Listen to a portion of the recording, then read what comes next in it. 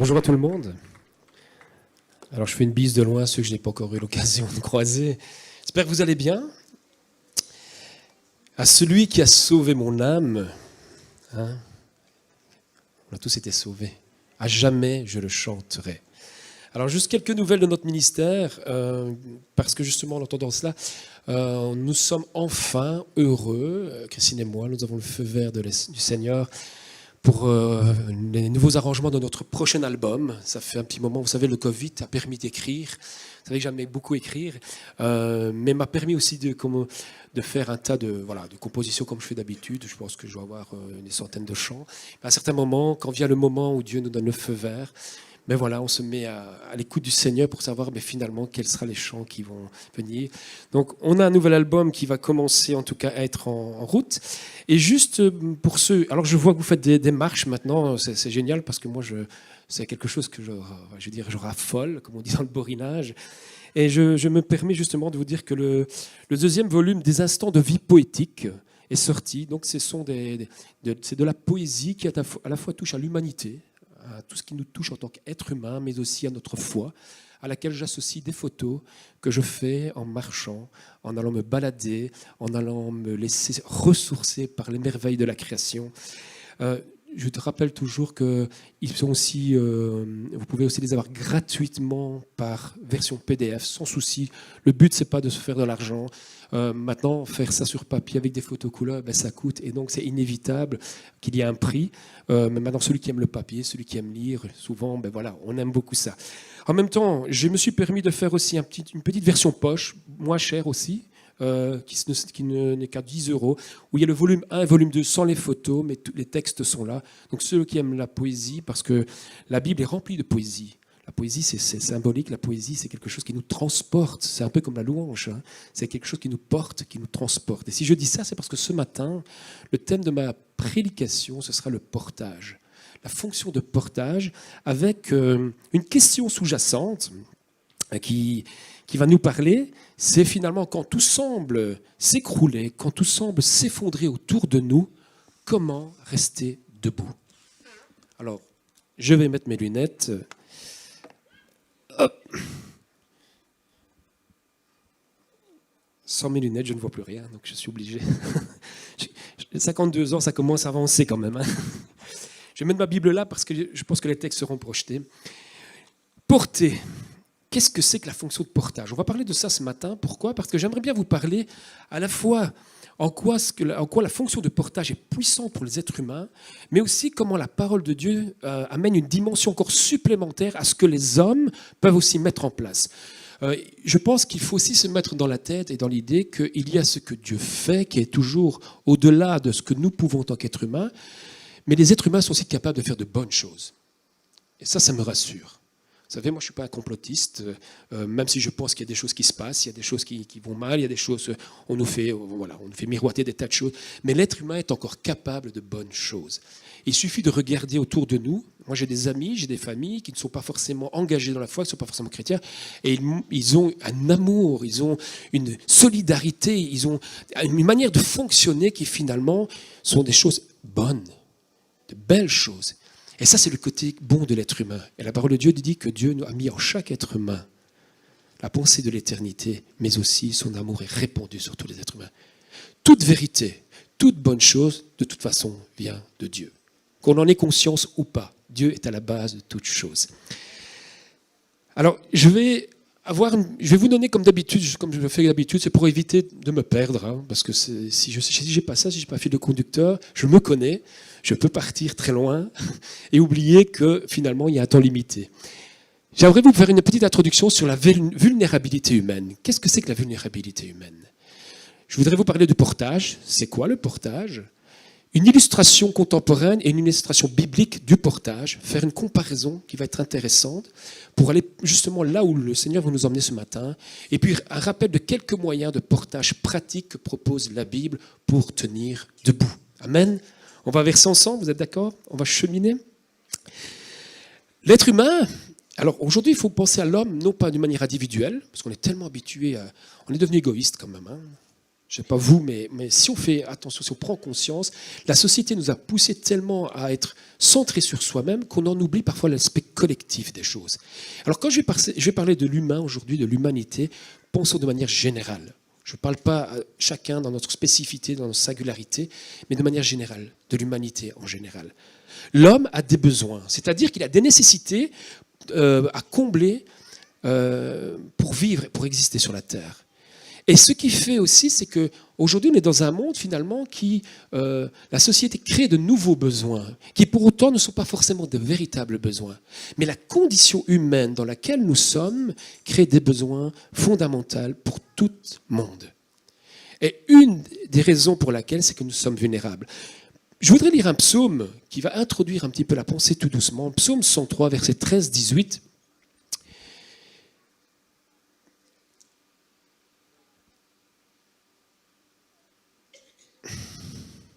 Je pense qu'il est avant.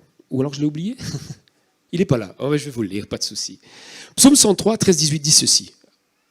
Comme un père a compassion de ses enfants, l'Éternel a compassion de ceux qui le craignent, car il sait de quoi nous sommes faits. Il se souvient que nous sommes poussière. L'homme, point d'interrogation, ses jours sont comme l'herbe. Il fleurit comme la fleur des champs. Lorsqu'un vent souffle sur elle, elle disparaît et la place qu'elle occupait ne la reconnaît plus. Mais la bonté de l'Éternel dure d'éternité en éternité pour ceux qui le craignent. Et sa justice demeure pour les enfants de leurs enfants, pour ceux qui gardent son alliance et se souviennent de ses commandements, pour les mettre en pratique. L'Éternel a établi son trône dans le ciel et son règne domine dans tout l'univers. 3 points dans ce texte. Il y a beaucoup d'autres points, mais qui va nous intéresser pour ce matin. Retenons 3 points essentiels de son psaume qui rappellent notre humanité. D'abord, Dieu a compassion envers nous qui le craignons. Dieu, c'est-à-dire que Dieu a toujours un regard de bienveillance, un regard d'amour, un regard d'accueil de notre souffrance, mais aussi de notre joie envers nous qui le craignons. Deuxième point important à retenir, c'est que Dieu nous connaît. Le texte dit « L'Éternel a compassion, car il sait de quoi nous sommes faits. » Dieu nous connaît en tant qu'être humain. Dieu nous connaît dans le sort de notre humanité. Dieu s'est incarné en Jésus-Christ. Et la parole nous dit que Christ a été tenté en toutes choses. La parole nous dit aussi que Christ a été éprouvé comme tout être humain peut être éprouvé sur la terre. Que ce soit dans le domaine physique, que ce soit dans le domaine psychique, que ce soit dans le domaine spirituel. Nous sommes tous et toutes quelque part fait de la même consistance dans ces 3 dimensions. Même si nous avons nos singularités, même si nous sommes uniques en notre genre. Mais le genre humain, il y a quand même des choses qui nous ressemblent. Alors si vous regardez votre voisin, connaître-vous, vous pouvez vous lui dire, finalement, tu me ressembles plus que je le pense. Alors même si vous n'avez pas de lunettes, qu'il a des lunettes, vous pouvez lui dire, finalement, on se ressemble. Il y a quelque chose de commun en nous. Et un 3e point, qu'on va retenir aussi pour ce matin, qui va nous faire passer à un étape suivant, l'être humain est un être vulnérable. Dieu se souvient que nous sommes poussière. Dieu se souvient que nous sommes comme la fleur qui, quand le vent passe, peut s'effriter, peut disparaître, peut partir. L'être humain est un être vulnérable et c'est entre autres pour cela qu'il a des besoins spécifiques à sa nature. Alors c'est quoi la vulnérabilité? La fois passée, quelqu'un me dit, mais je t'ai entendu plusieurs fois parler de la vulnérabilité. Est-ce que tu ne peux pas m'expliquer un peu qu'est-ce que tu entends derrière ça? Alors, c'est important de le dire parce que comme ça, vous allez voir qu'est-ce que j'ai derrière cette tête. Parce que le mot vulnérable veut dire beaucoup de choses. La vulnérabilité désigne à la fois le fait que nous sommes et que nous pouvons être blessés, qu'un être humain peut être endommagé, qu'un être humain peut être frappé, fracassé, touché par un mal, quel qu'il soit, que ce soit physique, que ce soit spirituel, que ce soit psychique. L'homme a une certaine fragilité. Et le psaume le décrit très bien. Et ce qui est merveilleux, c'est que Dieu dit « Je le sais. Je sais que tu es fragile. Je sais que tu as une certaine fragilité. Mais mes bontés surpassent cette fragilité pour ceux qui me craignent. » Ce que la vulnérabilité nous montre aussi, c'est que non seulement nous sommes fragiles, mais que parfois des éléments extérieurs à la vie peuvent venir amplifier cette fragilité. Il suffit de penser autour de vous, autour de nous finalement, combien il peut arriver des choses dans la vie, des imprévus qui viennent renforcer notre fragilité. Il suffit d'un incident dans la vie, un accident, une maladie, Il suffit même d'avoir un moment de notre vie où on se sent tout puissant, on se sent fort, même psychiquement. Il suffit parfois d'une annonce, une petite annonce qui nous écroule, qui vient nous effondrer. L'homme est un être vulnérable. Et ce qui est important de dire ça, ce n'est pas pour nous abattre, parce que vous allez voir qu'il y a cette bonne nouvelle, bien sûr, dans le Seigneur, notre Seigneur, mais c'est pour aussi pouvoir dire, mais finalement, quand mon frère ou ma sœur, celui que je vois toujours très fort, celui que je vois toujours dans pleine forme, a le droit, et ce n'est même pas un droit, il est normal qu'à certains moments, il s'affaiblisse. C'est normal que ma femme, à certains moments, s'affaiblisse, même si je compte sur elle. Il est normal que mon frère ou ma sœur en Christ s'affaiblisse à certains moments, qu'il soit plus faible, plus fragile.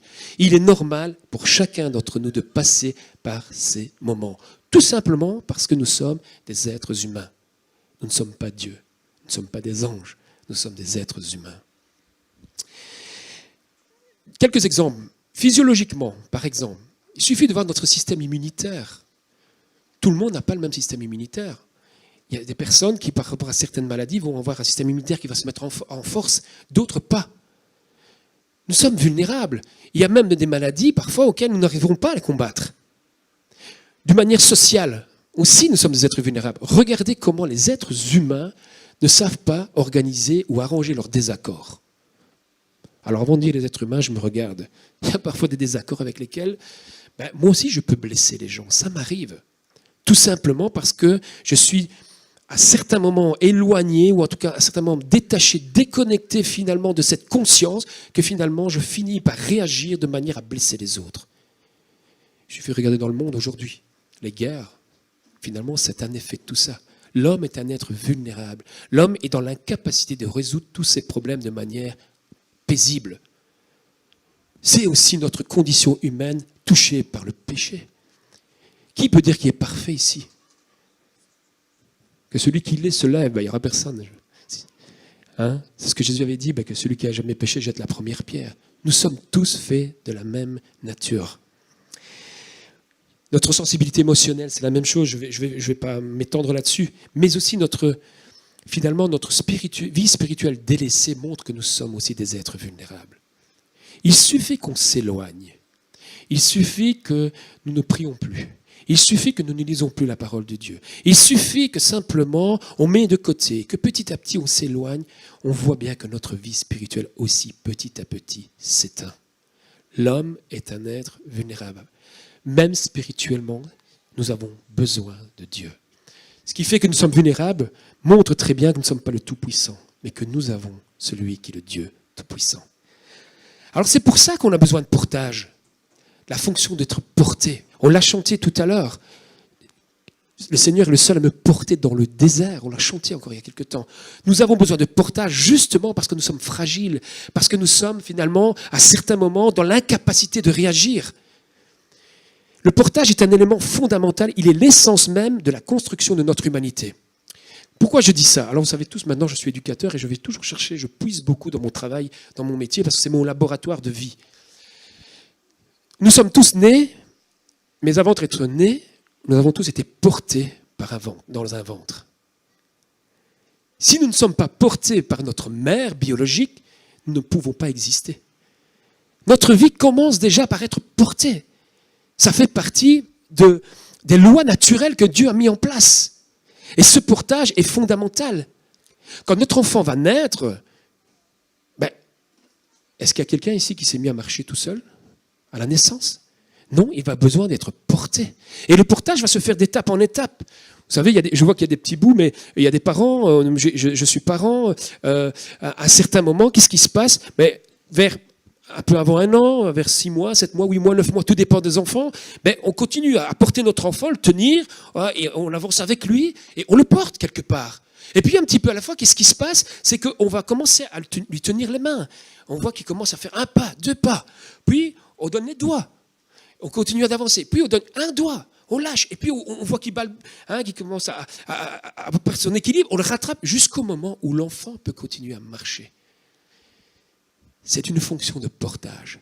C'est ce qui va permettre à nos enfants d'avancer, de marcher dans la vie. Mais ce qui se passe de manière physique se passe aussi de manière psychique chez l'enfant et se passe aussi de manière spirituelle chez l'enfant, mais aussi chez les adultes. Parce que cette fonction de portage, elle dure du début jusqu'à la fin de notre vie. Nous vieillissons tous. Tous, un jour, nous aurons besoin des autres. Tous, nous aurons besoin d'être soutenus, d'être portés. Je vous disais tout à l'heure, j'ai 52 ans, il y a 20 ans, 30 ans d'ici, je pouvais arrêter de courir, de mes entraînements pendant un mois, je reprenais, à 2 jours après, je récupérais.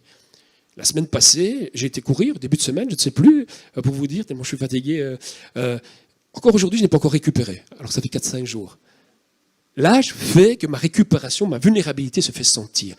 Ça veut dire que plus on avance, il ne faut pas croire que nous sommes tout-puissants, que nous aurons besoin de portage. Et on va voir, on va continuer, on va avancer, mais que ce portage se situe à 2 niveaux. Il se situe au niveau humain comme au niveau divin. Cependant, il peut y avoir une rupture d'une maladie, je le disais tout à l'heure, un handicap, un accident de la vie. Ce qui se joue sur le plan physique se joue également sur le plan psychique et spirituel. Nous sommes des êtres vulnérables et personne n'est à l'abri d'un événement qui vient. Alors, je vais vous montrer 2 illustrations. Je voudrais vous parler de 2 illustrations concrète. Une contemporaine d'un physicien que vous connaissez certainement, vous avez en tout cas entendu parler de lui. Et puis nous allons aller voir une histoire biblique qui nous montre vraiment le portage spirituel.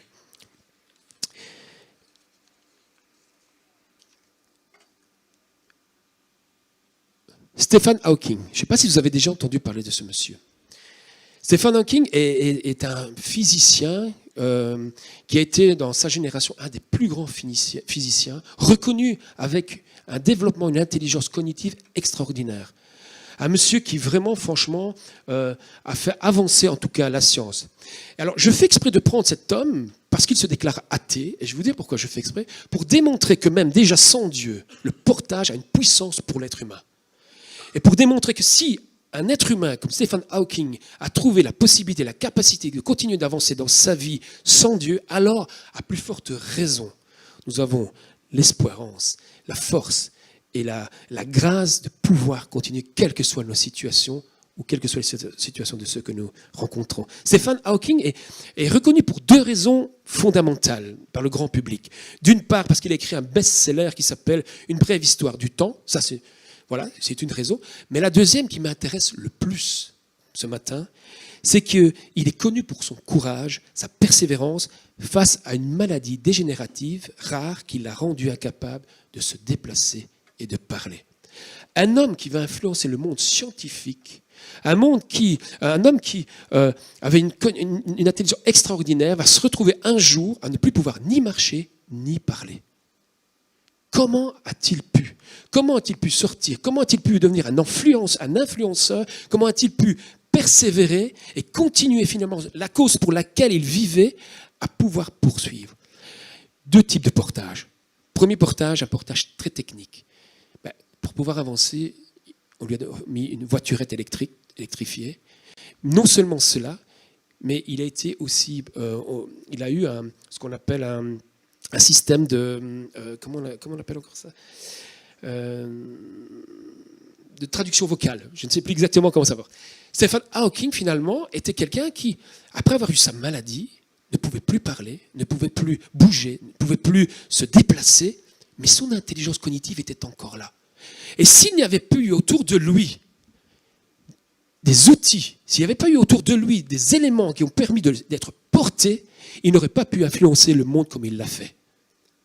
La deuxième raison aussi de son portage, et qui ça va petit à petit va nous amener à nous dans l'Église, et nous verrons tout à l'heure que Dieu nous donne aussi des portages, je vais dire plus techniques, entre guillemets, techniquement spirituels, mais aussi une autre chose, c'est son entourage, ses collègues, sa famille, tous ceux qui étaient autour ont continué de croire en lui. Ils ont continué à le porter, à le supporter, à ce qu'il puisse avoir tout ce qu'il faut pour qu'il puisse continuer à avoir le sentiment d'être toujours digne d'exister.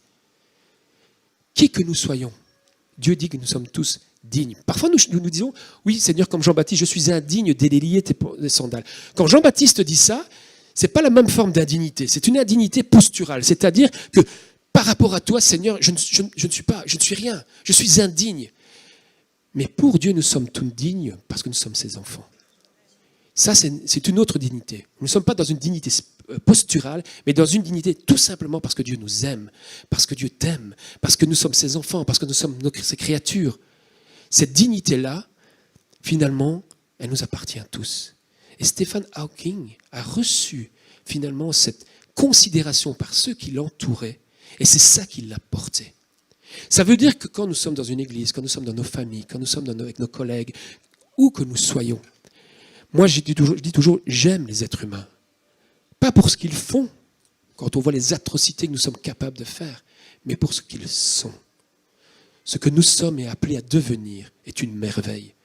Nous sommes appelés à refléter la gloire de Jésus-Christ. Et si nous regardons notre frère ou notre sœur avec cette dimension-là, alors nous changeons notre manière de se porter les uns les autres. On ne commence plus à se critiquer les uns les autres. On ne commence plus à essayer de trouver la cause pour laquelle celui-là fait ceci ou ne fait pas cela. On se dit, ben non, peut-être qu'il est dans une passe mauvaise et peut-être qu'il a besoin de ma prière. Peut-être qu'il a besoin de moi. Peut-être qu'il a besoin d'être prêt. Peut-être qu'il passe un moment plus compliqué ou peut-être tout simplement il est inconscient de ce qui se passe. Cette dignité-là, elle est importante d'en avoir conscience. Ça veut dire qu'on peut se regarder, se dire, mais toi et moi, mon frère, pour Dieu, nous avons la même valeur. Ce n'est pas parce que je prêche, ce n'est pas parce que je chante, ce n'est pas parce que je suis capable d'écrire, parce que tu es un être humain que Dieu a créé. Et parce que Dieu m'a créé. Et nous avons la même valeur. Et cette dignité-là, cette valeur-là, cette grâce, parce que la grâce que Dieu nous a donnée, elle était faite pour la partager. Nous devons nous regarder et nous voir les uns les autres avec cette même dignité. Et ça nous porte, ça. Quand je sais que je peux aller voir quelqu'un en face de moi et qu'il ne me déconsidère pas, qu'il ne me dénigre pas, qu'il ne me considère pas comme inférieur ou même supérieur, parce que c'est aussi embêtant cette situation-là, d'égal à égal, on se sent porté. Et ce portage est réciproque. Et c'est à cela que nous sommes appelés, c'est à cela que l'Église est appelée. On va prendre un exemple dans Marc 2, chapitre 1, 12, un exemple biblique qui va montrer vraiment, et vous connaissez cette histoire. Alors j'aurais pu prendre des tas d'histoires dans la Bible, j'aurais pu prendre Job, David, Paul, même le Christ qui a eu besoin de portage, mais j'ai pris un homme comme tout le monde finalement, parce que nous sommes tous comme tout le monde. Quelqu'un qui représente finalement l'humanité dans cette histoire.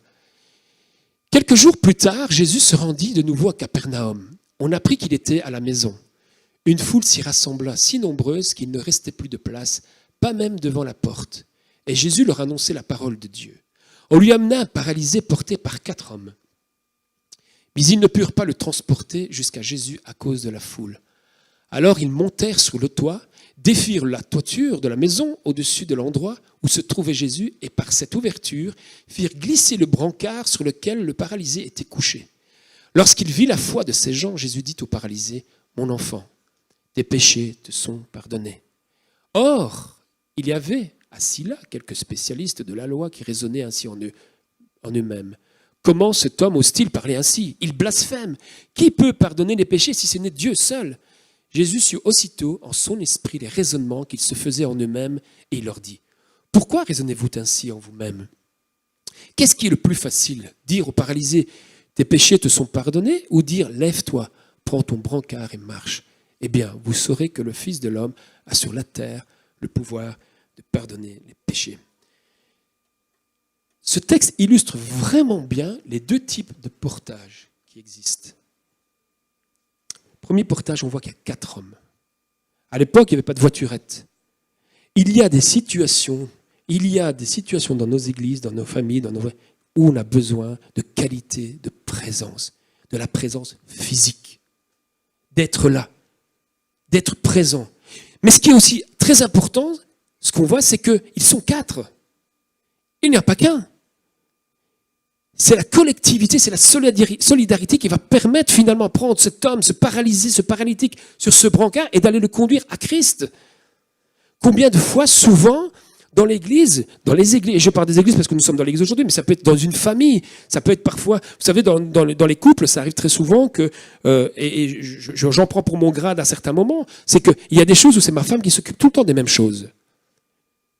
Et pourtant, elle a besoin aussi de portage dans les domaines dans lesquels, où je la considère tellement bonne dans ces domaines, sur lesquels je peux tellement m'appuyer et peut-être même me déresponsabiliser à certains moments, j'en oublie que finalement, elle a besoin aussi d'être portée dans ce domaine.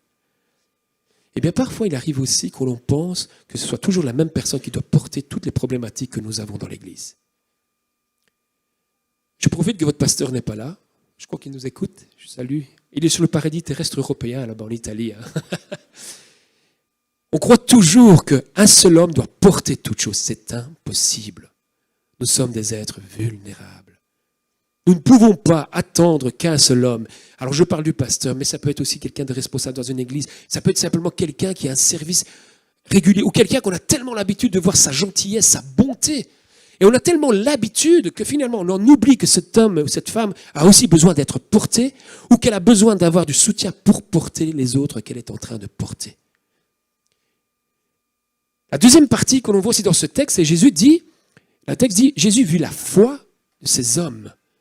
Et c'est intéressant cette expression, parce que quand il dit il vit la foi de ces hommes, très certainement il vit la foi individuelle de ces 5 hommes, le paralytique, les 4 qui le conduisaient, mais aussi la foi collective qui finalement devient la foi d'un collectif.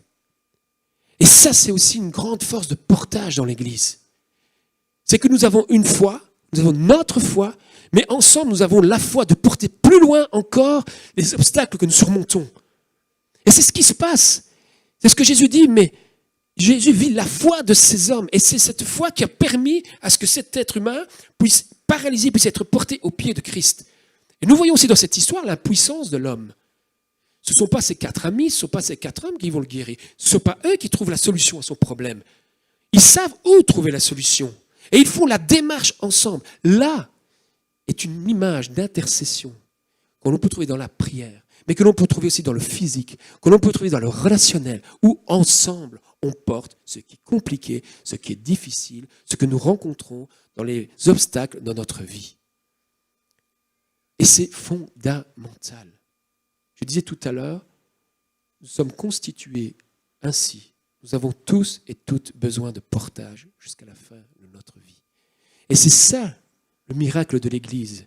Ça devrait être ça le miracle de nos relations. C'est dire qu'ensemble, nous sommes capables d'affronter, de surmonter les montagnes. Ensemble, nous sommes capables d'affronter tous les obstacles. Mais jamais tout seul. Jamais tout seul. Ce qu'on voit aussi et qui est extraordinaire, c'est la dimension supplémentaire que Christ amène. C'est que l'homme est capable, et on le voit avec Stephen Hawking, l'homme est capable d'amener un portage physique, un portage psychique, mais il y a un portage que seul Dieu peut amener. C'est ce portage spirituel. On a tous et toutes quelque chose au fond de nous à se faire pardonner devant Dieu. La plupart du temps, quand on n'est pas croyant, on en est inconscient. On en est inconscient. Et c'est ça le miracle de Jésus-Christ, c'est que non seulement il va lui donner cette possibilité de remarcher, de se remettre debout, d'avancer dans la vie, d'exister, de continuer à exister, parce que c'est ça. Parfois, psychiquement, on est abattu, on n'en peut plus. Ce qu'on a besoin, c'est que Christ nous relève et nous permet de continuer d'avancer, d'exister, pas simplement vivre ou survivre. Combien de gens autour de nous, vous connaissez cette expression, c'est comme s'il n'existe pas. J'ai l'impression qu'il est vide. Parfois, on perd toute cette énergie, toute cette force que l'on peut avoir qui nous permet d'avancer et d'être là. J'existe. Exister, c'est-à-dire, je suis là, je prends une place dans cette humanité. Et j'ai le droit, j'ai le devoir de prendre une place. Et je suis légitime de prendre cette place. C'est la foi collective qui va amener cette personne devant Christ. Et c'est Jésus-Christ qui va réussir à porter cet homme. Et je disais, ce que Christ amène en plus, c'est que parfois, le blocage physique, le blocage psychique est là parce que nous ne sommes pas débloqués spirituellement. À celui qui a sauvé mon âme, je chanterai à jamais. C'est le salut de l'âme. On peut avoir tout l'argent qu'on veut.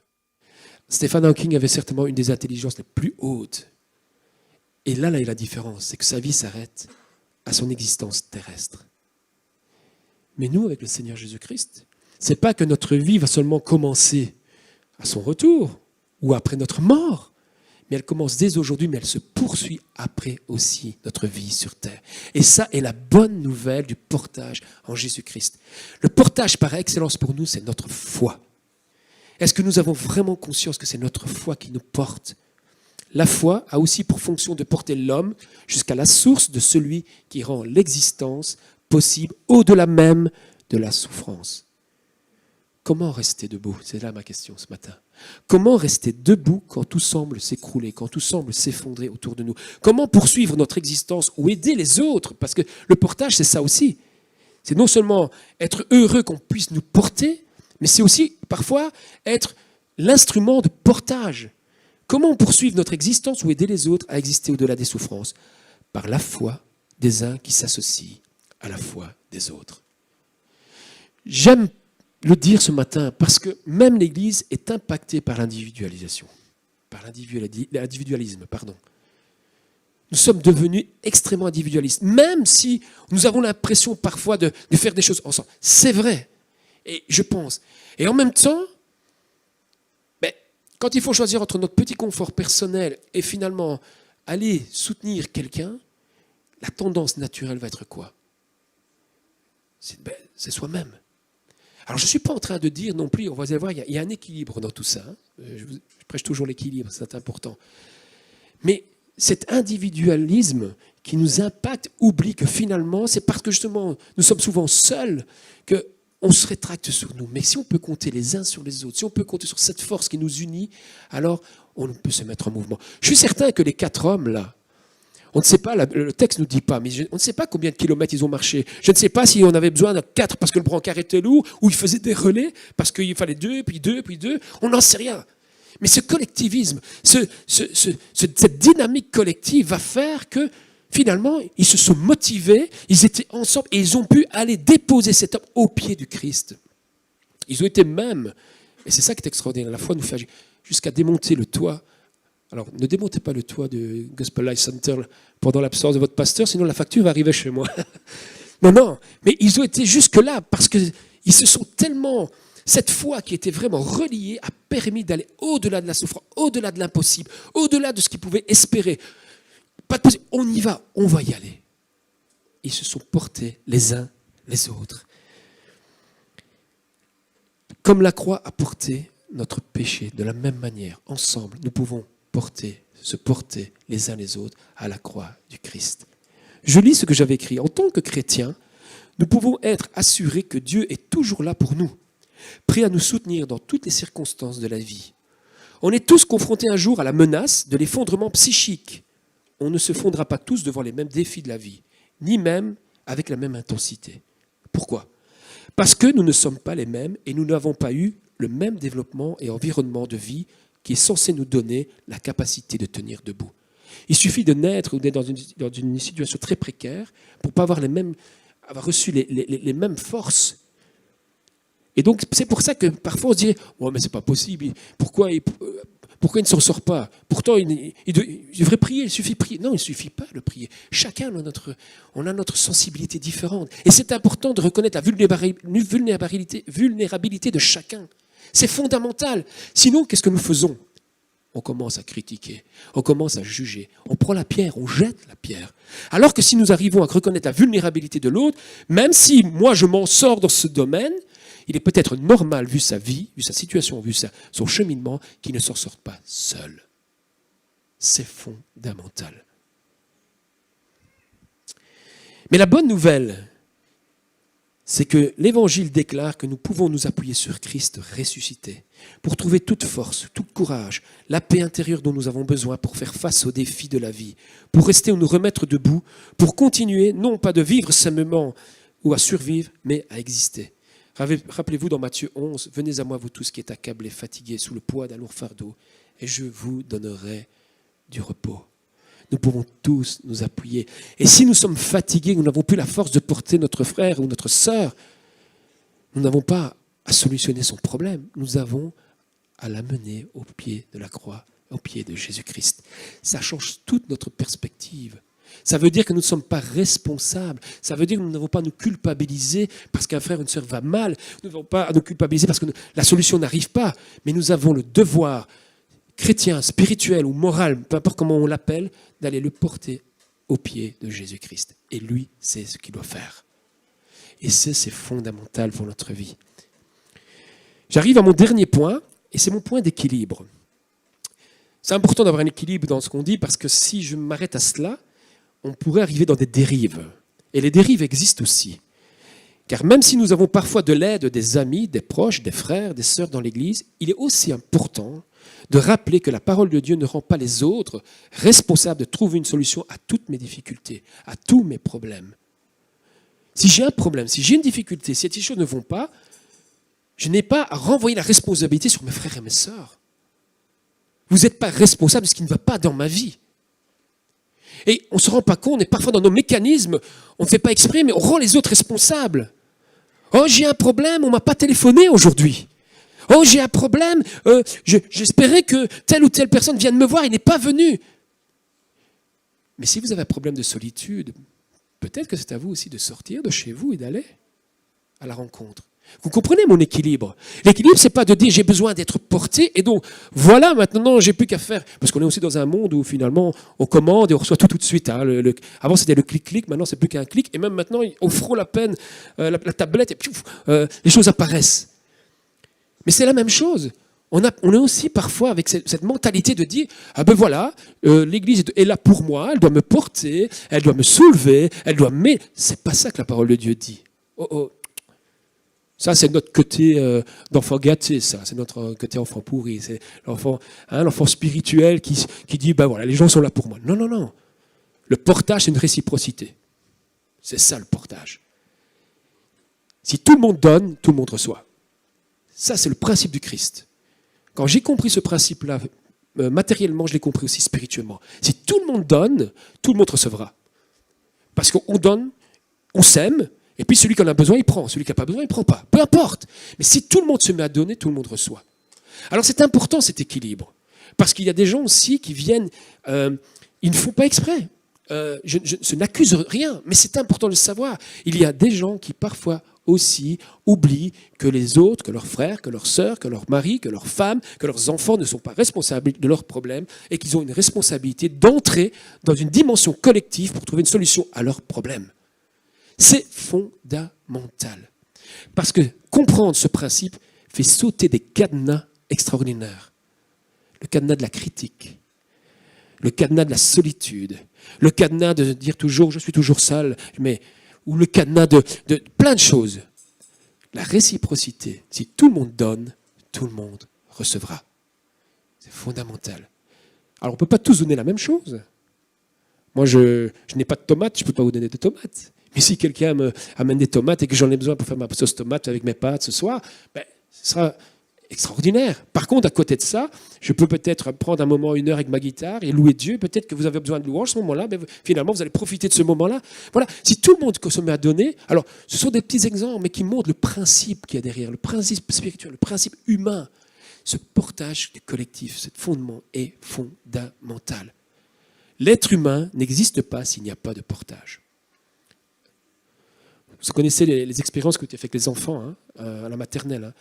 Il y a des enfants avec qui on avait retiré le lien maternel, on leur avait donné du biberon juste mécaniquement, mais ils se laissaient mourir, ces enfants.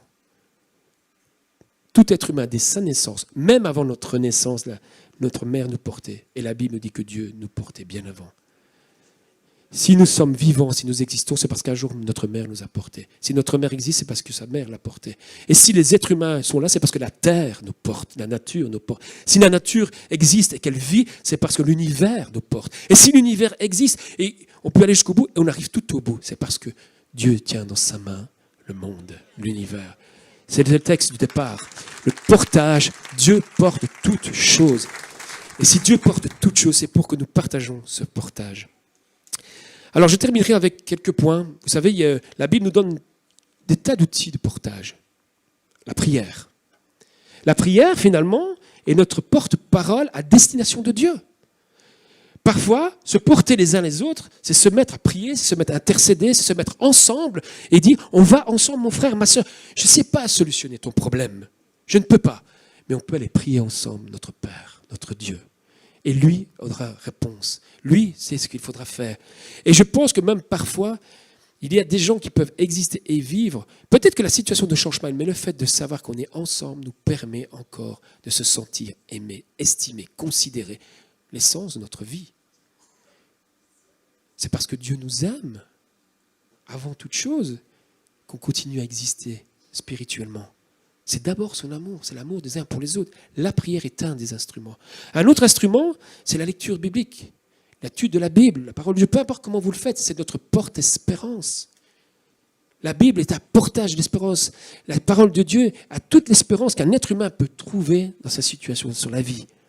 Romains 15 nous dit « Car tout ce qui a été écrit d'avance l'a été pour notre instruction, afin que par la patience et par la consolation que dans les Écritures, nous possédions l'espérance. » Vous êtes désespérés, la parole de Dieu, la parole de Christ est là pour rendre l'espérance, pour donner une parole d'espérance à quelqu'un d'autre.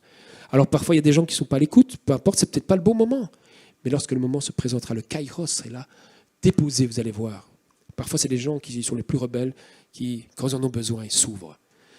L'encouragement mutuel, je le disais tout à l'heure, c'est un autre outil que Dieu nous donne. C'est un portage réciproque, collectif.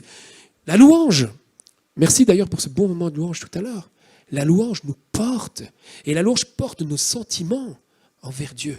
Non seulement elle porte nos sentiments, à exprimer nos sentiments envers Dieu, mais nous porte aussi à ouvrir, à se disposer, à recevoir ce que Dieu a nous donné.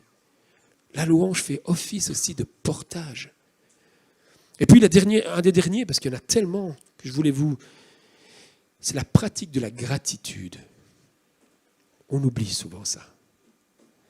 Dites-moi, quand est-ce que la dernière fois, enfin ne me le dites pas, pensez en vous-même, la dernière fois que vous vous êtes levé, avant de voir tout ce qui n'allait pas dans la journée, vous remerciez d'abord le Seigneur pour ce qui marche, ce qui fonctionne, ce qui est beau, ce qui est bien, ce qu'il vous a donné. Cette pratique de la gratitude est un portage extraordinaire. Faites l'expérience. Quand vous vous levez, si vous sentez qu'il y a quelque chose qui vous prend, qui vous met, arrêtez-vous un instant et dites, Seigneur, pourquoi je peux te remercier ce matin avant que j'aille te déposer tout ce qui ne va pas? Croyez-moi, non seulement spirituellement, il y a quelque chose qui se débloque, mais psychiquement, intérieurement, il y a aussi quelque chose qui se débloque. Parce que vous créez en vous-même cette capacité de voir ce qui est bon et pas uniquement ce qui est mauvais. Et nous avons besoin de ça aujourd'hui. Vous allumez la télévision, les infos, tout va mal. Vous allez sur Internet, même quand vous lisez au niveau des chrétiens, ça s'envoie des... Enfin, c'est fou, c'est fou. La gratitude envers Dieu. Où est votre gratitude envers Dieu? Où est ma gratitude envers Dieu? Où est notre gratitude envers Dieu?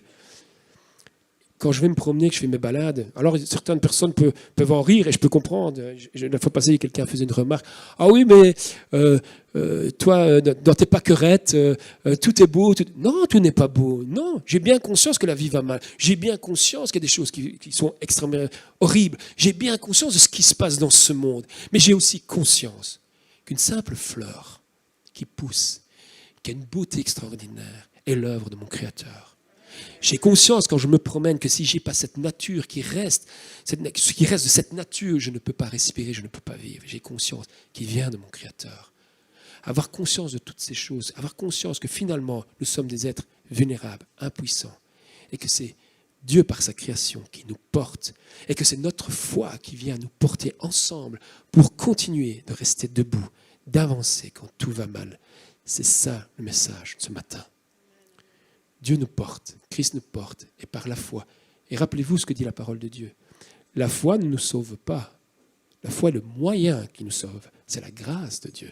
C'est par grâce, par le moyen de la foi que Dieu nous donne le salut. C'est fondamental. Et c'est pour ça que cette foi collective nous amène à aller à celui qui va nous faire grâce. Ce n'est pas moi, est-ce que j'ai mon frère ou ma sœur qui va prier que je vais avoir plus de résultats? Ça n'a rien à voir. Mais la foi de ma sœur, peu importe, ou mon autre frère, avec ma foi, ensemble, on va devant Dieu. C'est la grâce de Dieu, sa faveur qui descend. Et c'est lui qui vient nous porter et nous soulever.